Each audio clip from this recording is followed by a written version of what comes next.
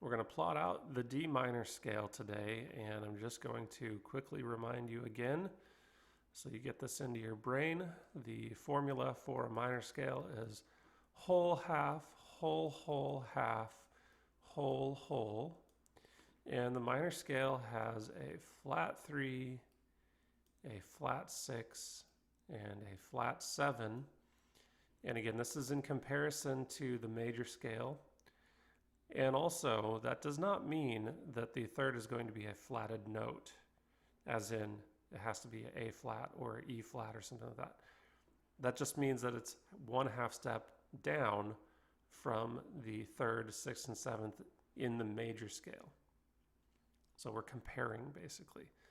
The minor scale has a flatted third, a flat 6, and a flat 7. So let's plot this out. We'll start here, the D on the second string, on the B string. So whole step gives us E, half step to F, whole step up to G, whole step up to A, half step to B flat, whole step to C, and then a whole step to D. So this is a flat key, has one flat, the B flat, and the major corresponding key, the relative major, is F.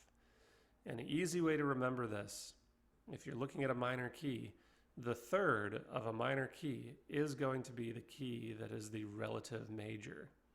So if D minor is the minor key, then the third, F, is the major key.